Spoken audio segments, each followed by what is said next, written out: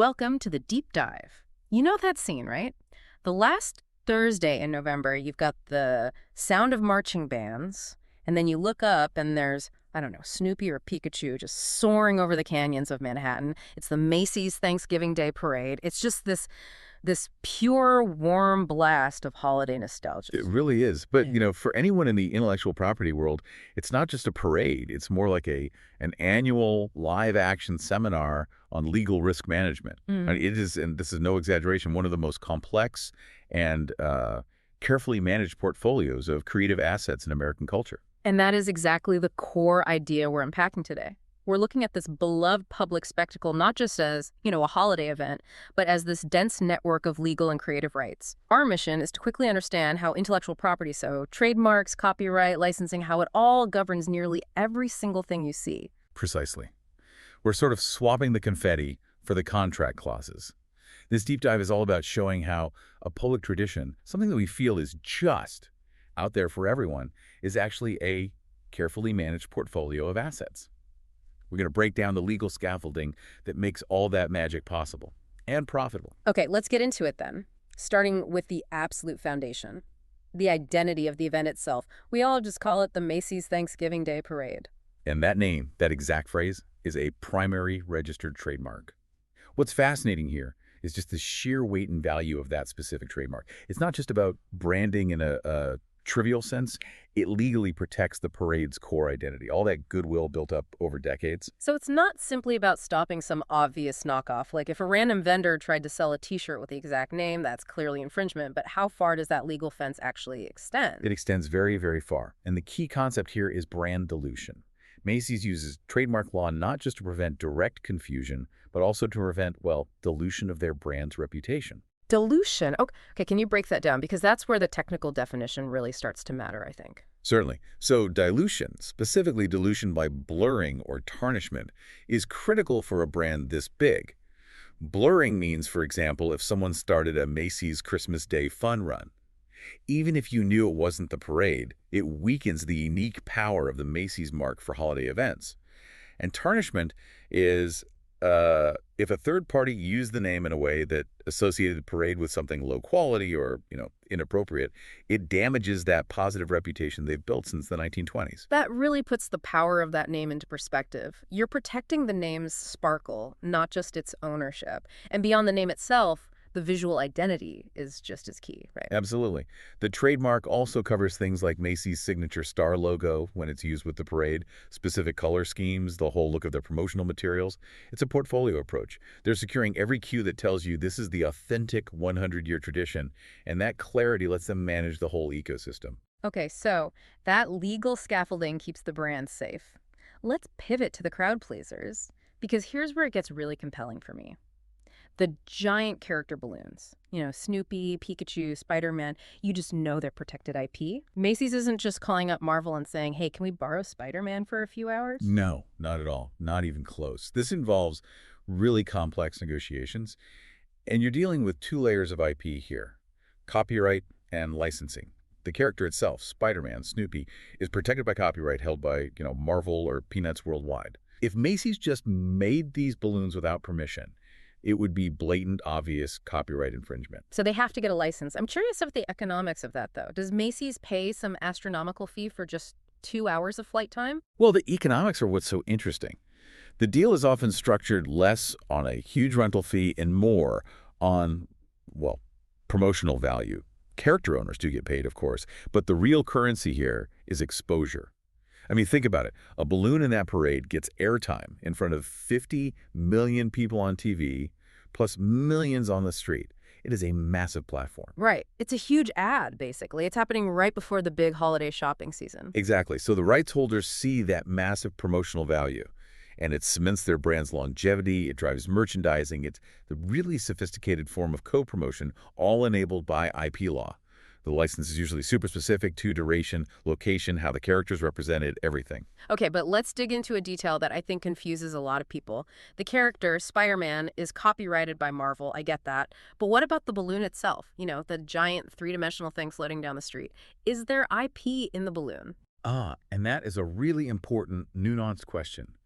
Because the balloon's artistic rendering, the specific design, its shape, the proportions, that can actually qualify for its own separate copyright protection as a sculptural work. A sculptural work. So if I, say, ran an engineering firm and I somehow got the blueprints for that Snoopy balloon and replicated it exactly, but I called it, I don't know, a flying beagle, would I be in trouble? You absolutely could be. You'd likely be infringing on the copyright of that specific sculptural work, that three-dimensional artistic expression.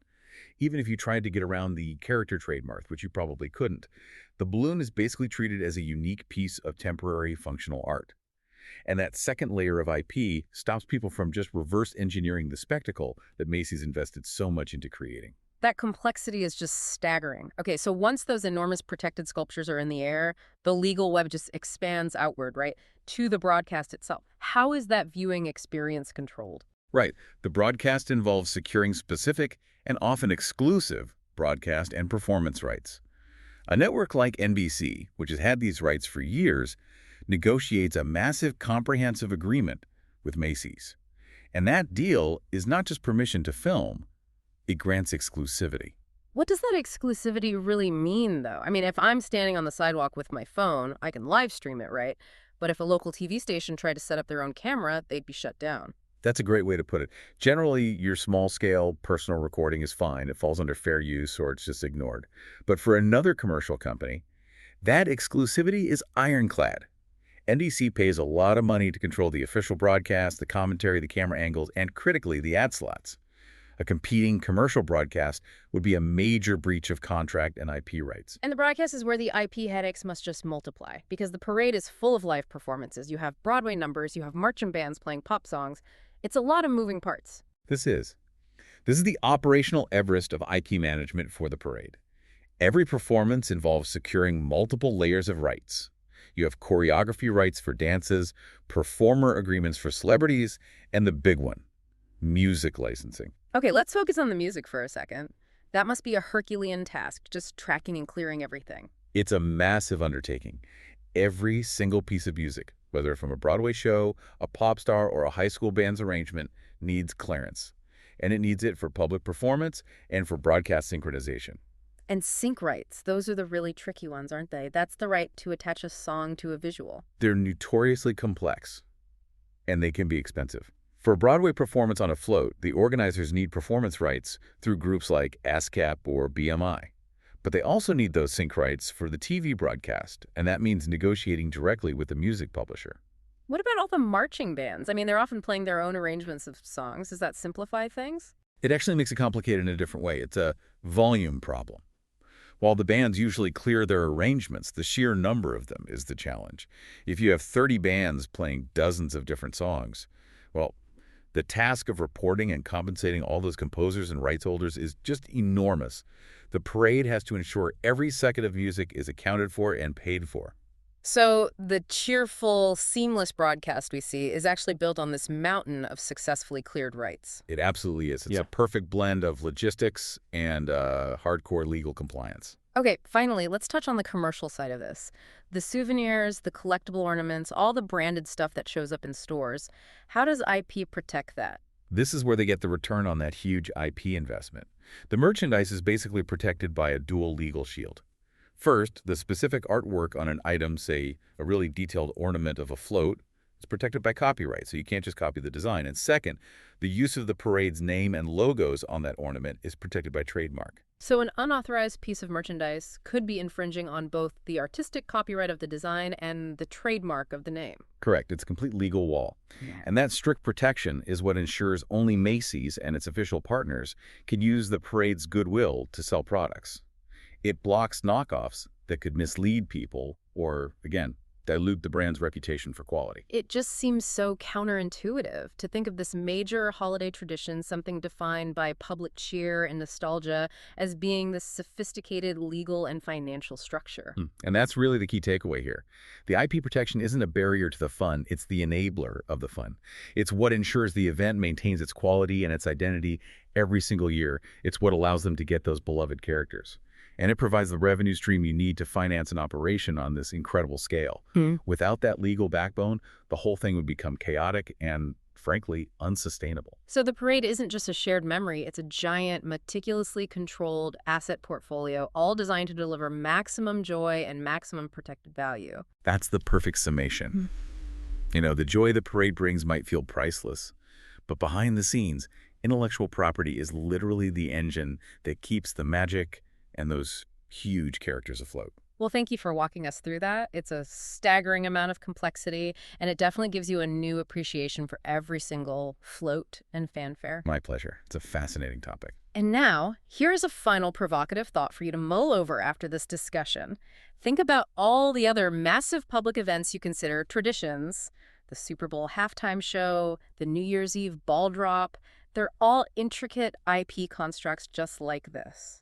So if you had to guess, which specific element of those events do you think has the most complicated rights agreements? Is it the choreography for a stage show, the patents on pyrotechnics, or maybe the talent contracts dictating how an artist's image can be used years later? Something for you to consider the next time you tune in. Happy thinking. And we'll catch you on the next Deep Dive.